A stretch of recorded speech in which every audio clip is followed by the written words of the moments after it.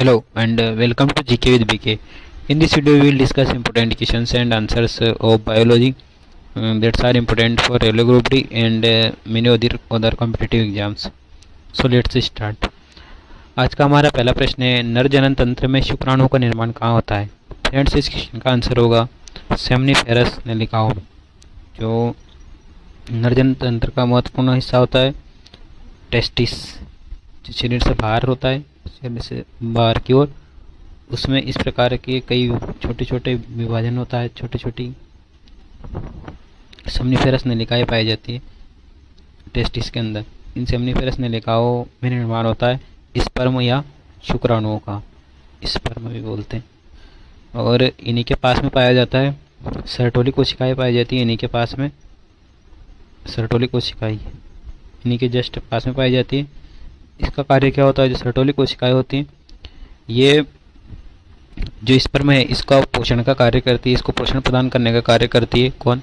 Sertoli कोशिकाएं। और बात करते हैं अधिवृषण की, तो इससे जुड़ी हुई बाहर एक नलिकाएं होती हैं, अधिवृषण एपिडाइडिस बोला जाता है। तो यहाँ जो बनते जो सेमनीफेरस नलिकाओं में स्पर्म बनते हैं वो प्री मेच्योर होते हैं, मेच्योर नहीं होते हैं। तो ये मेच्योर कहाँ होते हैं? ये मेच्योर होते हैं एपिडाइडेमिस या अधिवृषण में, एपिडाइडिमिस, इसमें मेच्योर हो जाते स्पर्म। और शुक्राशय से जो सेमन निकलता है वो शुक्राशय से निकलता है। चलिए फ्रेंड्स देखते हैं नेक्स्ट क्वेश्चन। तो इस क्वेश्चन का तो हमारा आंसर हो जाएगा नर जनन तंत्र में शुक्राणु का निर्माण हो जाएगा सेमनीफेरस नलिका, या फिर इसकी जगह ऑप्शन में यदि टेस्टिस वृषण हो तो वो भी सही है, टेस्टिस या वृषण, क्योंकि जो सेमनीफेरस नलिकाएं ये वृषण के अंदर ही पाई जाती। चलिए देखते हैं नेक्स्ट क्वेश्चन। नेक्स्ट हमारा क्वेश्चन है, जो स्कॉर्पियन बिच्छू में श्वसन कार्य किसके द्वारा किया जाता है? फ्रेंड्स, बहुत ही इंपॉर्टेंट क्वेश्चन है, कई बार एग्जाम में पूछा जाता है। इस क्वेश्चन का आंसर होगा बुक लंग्स के द्वारा। जिस तरह मानव में जो श्वसन का कार्य, श्वास लेने का कार्य वो फेफड़ों के द्वारा या लंग्स के द्वारा किया जाता है, वही कार्य जो स्कॉर्पियन होता है उसमें बुक लंग्स के द्वारा किया जाता है, बुक लंग्स के द्वारा इसको। और जो फिशेस होती हैं मछलियाँ, उनमें गिल्स के द्वारा किया जाता है। और कोशिका झिल्ली के द्वारा किस में किया जाता है? कोशिका झिल्ली के द्वारा किया जाता है जितने प्रोटोजोआ होते हैं, प्रोटोजोआ में जो श्वसन कार्य किया जाता है किसके द्वारा किया जाता है? कोशिका झिल्ली के द्वारा किया जाता है। और नम त्वचा जितने भी उभयचर होते हैं, जैसे मेंढक में जो श्वसन का कार्य किया जाता है वो जल में भी सांस ले सकता है और बाहर भी ले सकता है, तो उसमें नम त्वचा द्वारा भी किया जाता है। और सामान्य बाहर जो होता है, जब जल से बाहर होता है तो ये सामान्य जो लंग्स होता है उनके द्वारा भी श्वसन का कार्य कर सकते हैं उभयचर। चलिए फ्रेंड्स देखते हैं नेक्स्ट क्वेश्चन। नेक्स्ट हमारा क्वेश्चन है कि जो ग्लाइकोलाइसिस की जो प्रोसेस होती है, ग्लाइकोलाइसिस की जो प्रक्रिया होती है, ये कहाँ होती है? तो फ्रेंड्स, इस क्वेश्चन का आंसर होगा कोशिका द्रव्य में। क्या होता है इसमें? जो ग्लूकोज होता है, जिसे कोशिकीय ईंधन भी कहा जाता है ग्लूकोज को, तो मुख्य जो भोजन खाते हैं वो उसका अंतिम उत्पाद बनता है ग्लूकोज। जो ग्लूकोज का पायरुविक अम्ल में बदलना, ग्लूकोज जो होता है C6H12O6,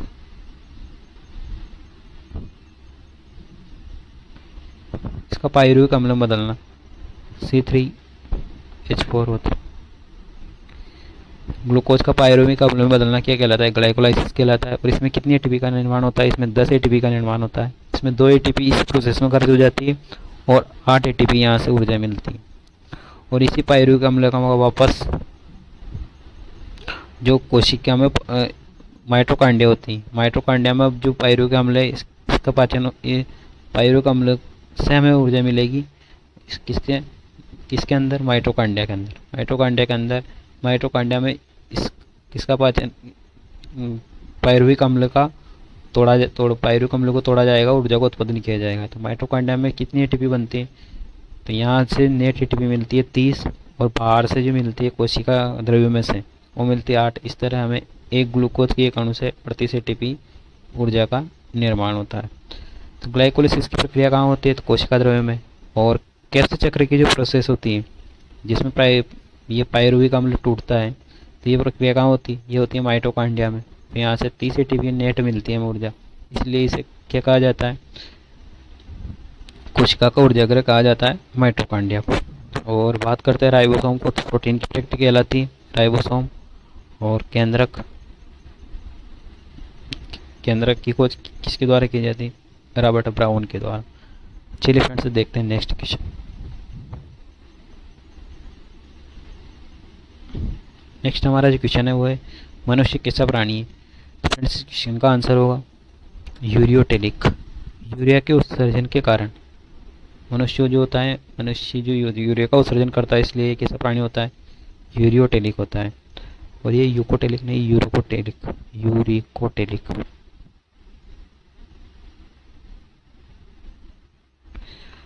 मछलियाँ जो होती है अमोनिया का उत्सर्जन करती हैं, मत्स्य या मछलियाँ, इसलिए ये कैसी होती है? अमीनोटेलिक होती है, अमीनोटेलिक उत्सर्जन के आधार पर।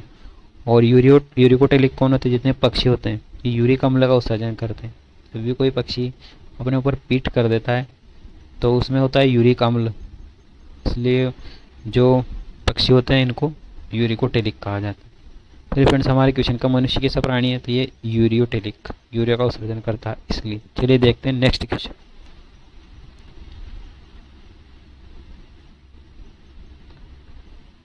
नेक्स्ट हमारा क्वेश्चन है इनमें से कौन सा रस या एंजाइम आमाशय से स्रावित नहीं होता है? तो जब भी हम भोजन खाते हैं और वो आमाशय में जाता है मुख गुहा के द्वारा, तो उसमें 3 चीज़ें आमाशय के द्वारा सीक्रेट की जाती है। कौन कौन सी? एक तो HCl अम्ल, एक होता है पेप्सिन एंजाइम, और एक रेनिन एंजाइम। ये कार्य देखेंगे तो इस क्वेश्चन का आंसर क्या हो जाएगा? ट्रिप्सिन। ये ट्रिप्सिन जो है अग्नाशय के द्वारा स्रावित किया जाता है या आमाशय के द्वारा नहीं स्रावित किया जाता है? आमाशय के द्वारा ये तीनों स्रावित किए जाते हैं, HCl, पेप्सिन और रेनिन। कार्य देखते हैं। HCl का जो कार्य होता है भोजन को माध्यम को अम्लीय बनाना, भोजन के माध्यम को ये अम्लीय बना देता है। और इसके बाद पेप्सिन का जो कार्य होता है ये प्रोटीन का पाचन करता है। कौन? पेप्सिन। और रेनिन एंजाइम जो होता है ये दूध का पाचन करता है। बच्चों में रेनिन एंजाइम का सिक्रेशन ज़्यादा होता है, इसलिए दूध का पाचन उनमें आराम से हो जाता है। तो हमारे क्वेश्चन का जो आंसर है हो जाएगा ट्रिप्सिन। ट्रिप्सिन किसके द्वारा स्रावित किया जाता है? तो ये अग्नाशय या पेंक्रियास के द्वारा स्रावित किया जाता है। चलिए देखते हैं नेक्स्ट क्वेश्चन। नेक्स्ट हमारा क्वेश्चन है शरीर में भोजन का पाचन किस अंग में पूर्ण हो जाता है? तो फ्रेंड्स इस क्वेश्चन का आंसर होगा छोटी आंत।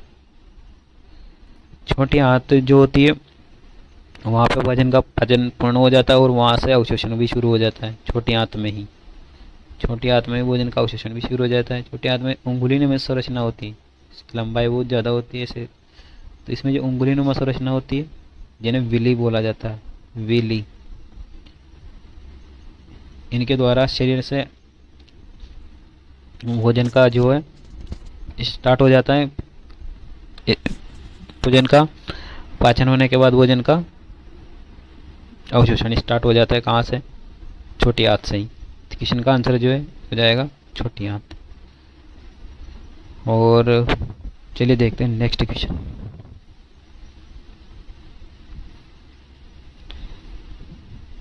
नेक्स्ट हमारा क्वेश्चन है किस प्रकार के जीवाणु द्वारा शरीर में रोग फैलते हैं? फ्रेंड्स जैसा कि हम जानते हैं कि जो जीवाणु है इनके द्वारा भी शरीर में रोग होता है, जैसा कि प्लेग होता है, डिप्टीरिया होता है, टाइफाइड होता है। ये कई जो रोग हैं जीवाणुओं के द्वारा ही फैलते हैं। तो ये जो जीवाणु है रोग फैलाने वाले हैं, तो वो किस प्रकार के जीवाणु होते हैं हमें ये बताना है। जैसे कि वो सहजीवी होते हैं या परजीवी होते हैं, मृतोपजीवी होते हैं, प्रकाश संश्लेषी होते हैं। तो पोषण के आधार पर जीव के यही प्रकार है, सहजीवी भी होते हैं, परजीवी भी होते हैं और मृतोपजीवी भी होते हैं और प्रकाश संश्लेषी। मृतोपजीवी को सेप्रोफाइट्स भी बोला जाता है, सेप्रोफाइट्स। प्रकाश संश्लेषी सहजीवी राइजोबियम इसका अच्छा उदाहरण है। राइजोबियम कहाँ पाया जाता है? दलहनी पौधे जो होते हैं उनकी जड़ों में पाया जाता है राइजोबियम। और इसका जो कार्य होता है, इसका मुख्य कार्य होता है नाइट्रोजन, वायुमंडल की जो नाइट्रोजन होती है इसको नाइट्रेट में बदलना। पौधे में नाइट्रोजन की कमी पूरी कर देता है कौन? राइजोबियम जीवाणु। सहजीवी जीवाणु के द्वारा नहीं फैलते हैं, परजीवी जो जीवाणु होते हैं ये जो भोजन के लिए दूसरों जीवों पर आश्रित रहते हैं, इनके द्वारा रोग फैलाए जाते हैं। इसीलिए जो शरीर की जीवित कोशिकाएं होती हैं उनसे चिपक जाते हैं और रोग फैलाने का कार्य करते हैं। प्लेग हो या डिप्थीरिया हो, टाइफाइड, ये सभी जीवाणुओं के द्वारा फैलाए जाने वाले रोग हैं। मृतोपजीवी जो सड़े गए मृत चीज़ों से अपना पोषण प्राप्त करते हैं। प्रकाश लेंस जो वो जीव होते हैं, वो परजीवाणु होते हैं जो भोजन प्रकाश की उपस्थिति में खुद बना लेते हैं। चलिए फ्रेंड्स देखते हैं नेक्स्ट क्वेश्चन।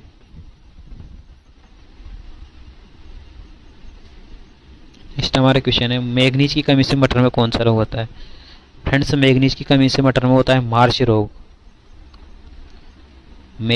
मटर में होता है मार्च रोग। और फूल गोभी में होता है ब्राउनिंग रोग।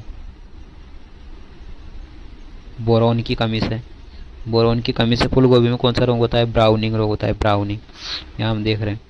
और डाइबेक और एक और इसके साथ है निक्रोसिस। दोनों रोग किस में होते हैं? दोनों रोग होते हैं नींबू के पौधे में। और किसकी कमी से? ये भी बोरोन की कमी से। नहीं, ये दोनों कॉपर की कमी से होते हैं। डाइबेक और निक्रोसिस दोनों कॉपर की कमी से हो जाते हैं। खेरा रोग, ये धान के पौधे में होता है। धान का खेरा रोग बहुत फेमस होता है। धान का खेरा रोग किसकी कमी से? जिंक की कमी से होते हैं। जिंक की कमी से हो जाता है धान में खेरा रोग। इसके अलावा भी जो गाजर का कोटर स्पॉट रोग होता है, गाजर में कोटर स्पॉट रोग हो जाता है। कोटर स्पॉट, हल्के हल्के छेद पड़ जाते हैं, वो होता है कैल्शियम की कमी से। तो चलिए फ्रेंड्स देखते हैं नेक्स्ट क्वेश्चन। नेक्स्ट हमारा क्वेश्चन है, कौन सा पादप हार्मोन जो है गैसीय अवस्था में पाया जाता है? फ्रेंड्स इस क्वेश्चन का आंसर होगा इथिलीन हार्मोन, जो है ये गैसीय अवस्था में पाया जाता है। कार्य क्या होता है? पादप हार्मोन होता है, इसमें मुख्य कार्य होता है इथिलीन का, फलों को पकाना। फल होते हैं किसकी उपस्थिति के कारण पकते हैं? इथिलीन हार्मोन की वजह से, फलों को पकाना। साइटोकाइनिन ये कोशिका विभाजन में सहायक होता है। कोशिका विभाजन में सहायक होता है कौन सा हार्मोन? साइटोकाइनिन। साइटो शब्द से ही मतलब पता चलता है, साइटो मतलब कोशिका होती, साइट तो साइटोकाइनिन कोशिका विभाजन में सहायक होता है।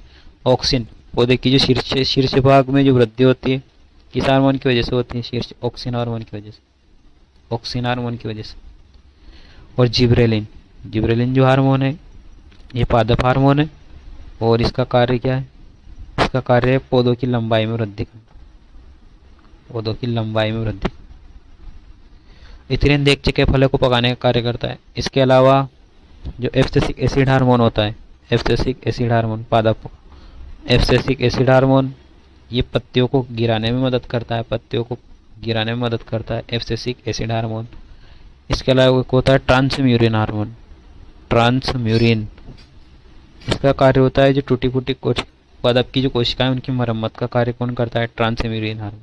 तो ये देख लिए हमने पादप के जितने भी हार्मोन थे। चलिए देखते हैं नेक्स्ट क्वेश्चन। फ्रेंड्स नेक्स्ट हमारा क्वेश्चन है, मलेरिया का जो रोग है किसके कारण होता है? प्रोटोजोआ के कारण होता है, जीवाणु, वायरस, फंगस। क्वेश्चन का आंसर होगा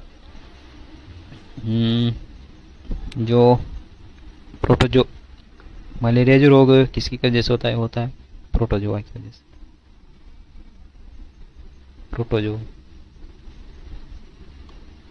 और इसके अलावा कौन से रोग होते हैं? इसके अलावा होता है कालाजार, पेचिस, सोने की बीमारी, पायरिया।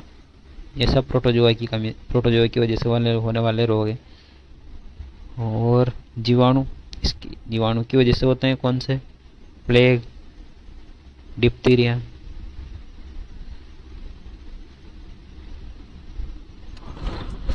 और तपेदिक, टीबी भी बोला जाता है, ट्यूबरक्लोसिस,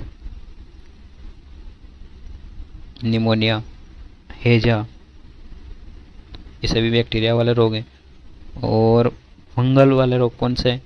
फंगल वाले रोग होते हैं दमा, जिसे अस्थमा भी बोला जाता है, दमा, खाज, खुजली और गंजापन। एथलीट फुट, ये भी एक फंगल रोग है। तो ये हो गए फंगल वाले रोग। चलिए देखते हैं नेक्स्ट क्वेश्चन। फ्रेंड्स आज का हमारा आखिरी क्वेश्चन है, RH फैक्टर की खोज किसने की? लैंड स्टिनर। इस क्वेश्चन का आंसर होगा लैंड स्टिनर वोविनर। इसके द्वारा की जाती है RH फैक्टर। रिसर्च बंदर में इसकी खोज हुई थी, इसलिए इसे RH फैक्टर कहा जाता है। जो ब्लड ग्रुप होते हैं 4, A, B, AB और O, जिसमें जो ब्लड ग्रुप में RH फैक्टर पाया जाता है उसे कहा जाता है positive, B positive, AB positive या O पॉजिटिव। और जिस ब्लड ग्रुप में RH फैक्टर नहीं पाया जाता है उसे बोला जाता है नेगेटिव ब्लड ग्रुप।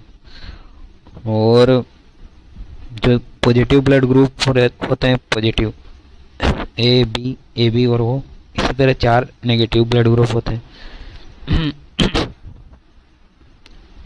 बात करते हैं अदर ऑप्शंस की। तो वाटसन और क्रिक, इनके द्वारा DNA का डबल हेलिक्स मॉडल दिया गया था, इस तरीके से निकला। ये DNA का डबल हेलिक्स मॉडल किसके द्वारा किया था? वाटसन और क्रिक के द्वारा। हिप्पोक्रेटस और अरस्तु, इन्हें फादर ऑफ बायोलॉजी कहा जाता है, जीव विज्ञान के जनक कहा जाता है अरस्तु को। फ्रेंड्स RH फैक्टर में जो RH नेगेटिव वाला जो ब्लड ग्रुप होता है, RH नेगेटिव वाला इंसान पॉजिटिव को भी दे सकता है, नेगेटिव को भी दे सकता है, लेकिन पॉजिटिव वाला ब्लड ग्रुप वाला कभी भी नेगेटिव को ब्लड नहीं देता है। पॉजिटिव वाला कभी भी नेगेटिव को ब्लड नहीं दे सकता है। बात कर रहे हैं सर्वदाता और सर्वग्राही की। सर्वदाता जो होता है O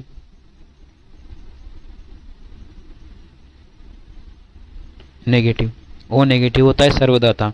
सर्वग्राही होता है AB पॉजिटिव, ये होता है सर्वग्राही। चलिए फ्रेंड्स ये देखें हमने कई क्वेश्चंस और कई फैक्ट्स। तो कैसा लगा आपको हमारा वीडियो कमेंट बॉक्स में ज़रूर बताएं। और अभी तक आपने हमारे चैनल को सब्सक्राइब नहीं किया तो चैनल को जरूर सब्सक्राइब कर लें। Friends thank you.